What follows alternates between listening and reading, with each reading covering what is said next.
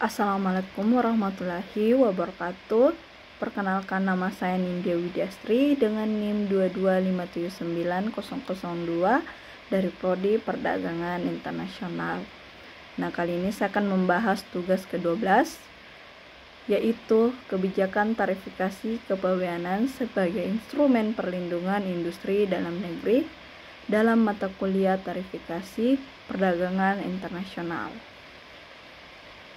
Nah, kita masuk pada pendahuluan, yaitu dalam dinamika perdagangan internasional, kebijakan tarifikasi kepabeanan memainkan peran strategis sebagai alat perlindungan ekonomi domestik.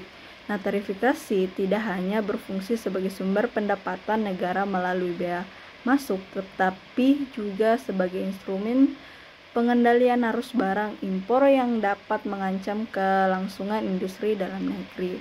Nah, di tengah meningkatnya persaingan global dan liberasi perdagangan, negara-negara berkembang seperti Indonesia menghadapi tantangan untuk melindungi sektor industri dari tekanan produk impor yang lebih murah. Dengan menerapkan tarif yang disesuaikan berdasarkan kebutuhan domestik, permintaan dapat menciptakan lingkungan kompetitif yang mendukung pengembangan kapasitas produk lokal. Nah, kebijakan ini juga memiliki implikasi signifikan dalam menjaga stabilitas tenaga kerja, investasi, dan inovasi industri sekaligus berkontribusi terhadap keseimbangan neraca perdagangan nasional. Namun, kebijakan tarifikasi kepabeanan seringkali menghadapi kritik, terutama dalam konteks efektivitas dan dampak terhadap hubungan dagang internasional. Sebagian pihak menganggap kebijakan ini dapat memicu retaliasi dari negara mitra dagang atau mengurangi efisiensi ekonomi secara keseluruhan. Nah, oleh karena itu diperlukan pendekatan yang seimbang dalam penerapan, yaitu dengan mempertimbangkan perlindungan industri dalam negeri tanpa mengabaikan komitmen internasional dan potensi dampak negatif terhadap konsumen. Sebagai negara yang terintegrasi dalam berbagai perjanjian perdagangan, Indonesia perlu memastikan bahwa kebijakan tarifikasinya tidak hanya bersifat protektif, tetapi juga proaktif dalam meningkatkan daya saing industri nasional di pasar global. Dengan memahami peran dan tantangan kebijakan ini, materi ini akan menganalisis bagaimana tarifikasi kepabeanan dapat dioptimalkan untuk melindungi sekaligus mendorong penguatan industri dalam negeri. Nah, kita masuk pada rumusan masalah. Ada 3 yang saya ambil. Yang pertama, ada bagaimana kebijakan tarifikasi kepabeanan dapat berfungsi secara efektif sebagai instrumen perlindungan terhadap industri dalam negeri di tengah tekanan produk impor. Yang kedua, apa saja tantangan yang dihadapi Indonesia dalam menerapkan kebijakan tarifikasi kepabeanan tanpa melanggar komitmen perdagangan internasional. Dan yang ketiga, sejauh mana kebijakan tarifikasi kepabeanan mampu meningkatkan daya saing industri nasional di pasar global tanpa merugikan konsumen domestik. Terus selanjutnya yaitu tinjauan pustaka. Yang pertama ada konsep dasar tarifikasi kepabeanan.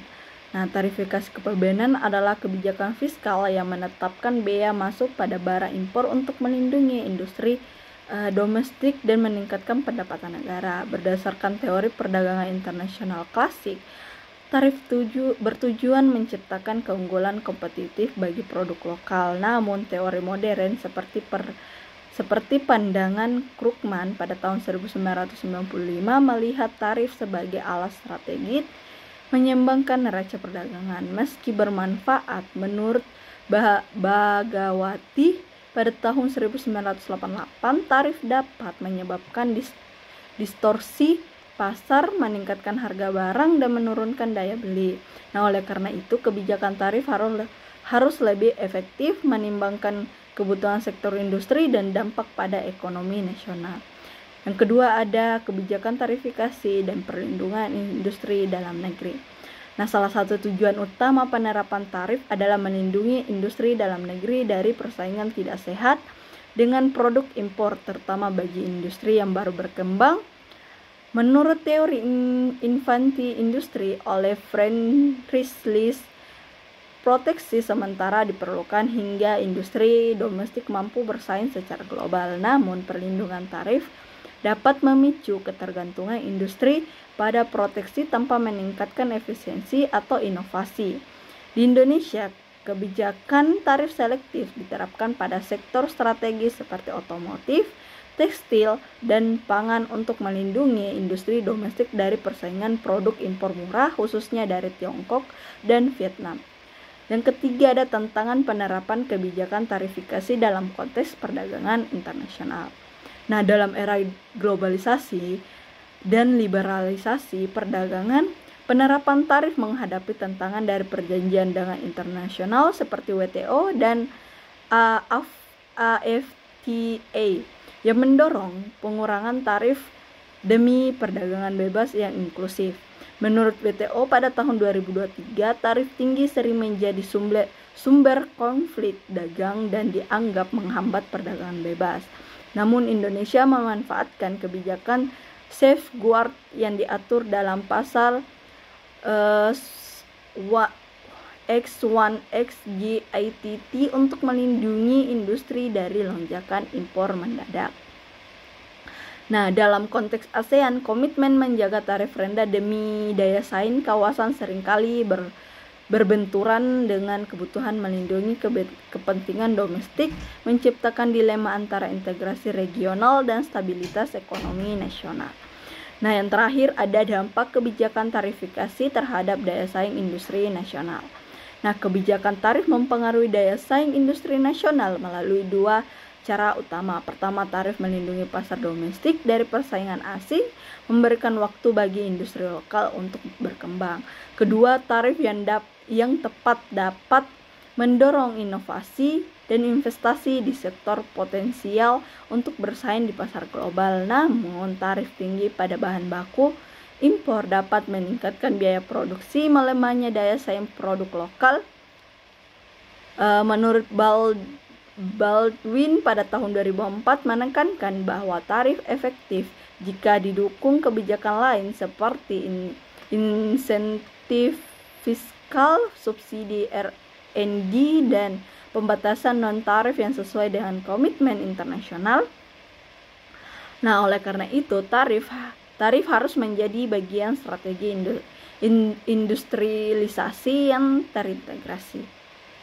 Selanjutnya kita masuk pada pembahasan. Yang pertama ada efektivitas kebijakan tarifikasi kepabeanan sebagai instrumen perlindungan industri dalam negeri. Nah, penerapan kebijakan tarif merupakan strategi penting untuk melindungi industri dalam negeri dari tekanan produk impor. Sesuai teori invasi industri oleh Friedrich List, proteksi sementara diperlukan agar industri lokal memiliki waktu untuk meningkatkan efisiensi dan daya saing.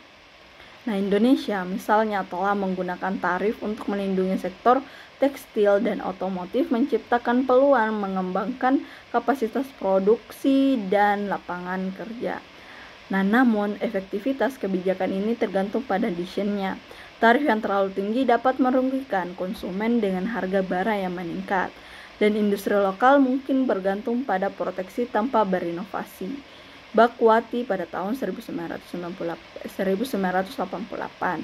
Nah, selain itu, fragmentasi kebijakan antara sektor di Indonesia sering mengurangi efektivitas perlindungan. Oleh karena itu, kombinasi tarif dengan subsidi R&D, peningkatan teknologi, dan pembatasan non-tarif diperlukan untuk memaksimalkan dampak positifnya. Yang kedua, ada tantangan dalam penerapan kebijakan tarifikasi di era globalisasi. Globalisasi dan liberasi perdagangan yang didorong oleh WTO dan perjanjian regional seperti AFTA membatasi kebijakan tarif tinggi oleh pemerintah.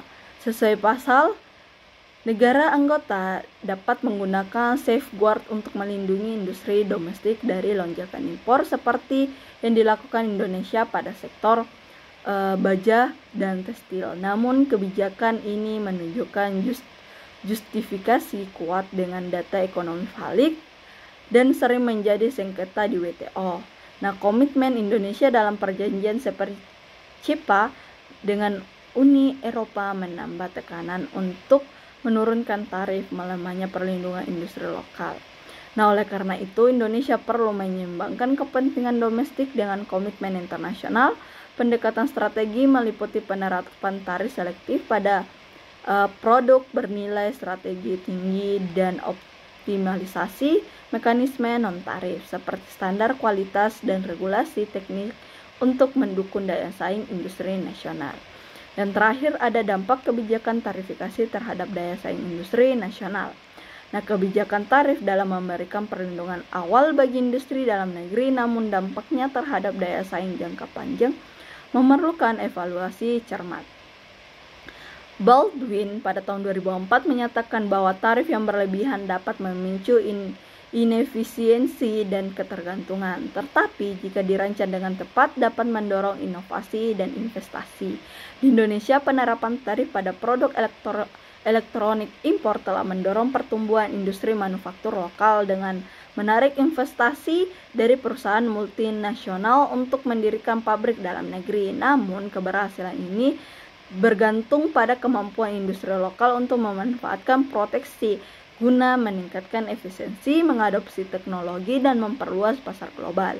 Nah, tanpa langkah ini, tarif hanya menciptakan ketergantungan dan menghambat sektor lain. Oleh karena itu, kebijakan tarif harus terintegrasi dengan strategi industrialisasi, termasuk infrastruktur, pengembangan tenaga kerja, dan dukungan inovasi. Kesimpulan dari materi ini yaitu kebijakan tarifikasi kepabeanan merupakan instrumen strategi untuk melindungi industri dalam negeri dari tekanan persaingan global, terutama dari produk impor yang lebih murah, dengan memberikan ruang bagi sektor seperti tekstil, otomotif, dan baja untuk meningkatkan daya saingnya sesuai dengan teori invest industri. Namun, tantangan globalisasi dalam komitmen dalam perjanjian perdagangan bebas membatasi penerapan tarif yang tinggi. Sementara isu domestik seperti ketergantungan pada proteksi dan inefisiensi produksi juga perlu diatasi. Nah, oleh karena itu kebijakan tarif harus dirancang secara selektif dan holistik, tidak hanya sebagai proteksi sementara, tetapi juga sebagai alat untuk mendorong inovasi, efisiensi, dan pembangunan industri berkelanjutan. Kita masuk pada materi terakhir yaitu saran. Nah, saran yang dapat kita sampaikan yaitu pemerintah perlu menerapkan tarif selektif pada sektor industri strategis yang memiliki potensi untuk berkembang menjadi pemain global, serta mengintegrasikan kebijakan tarif dengan intensif investasi, subsidi R&D, dan pengembangan tenaga kerja.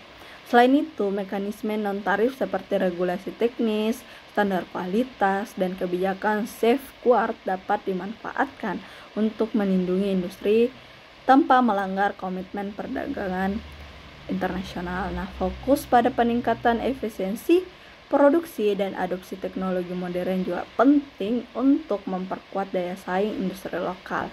Evaluasi berkala terhadap kebijakan tarif diperlukan untuk memastikan efektivitasnya tanpa menciptakan distorsi pasar yang merugikan.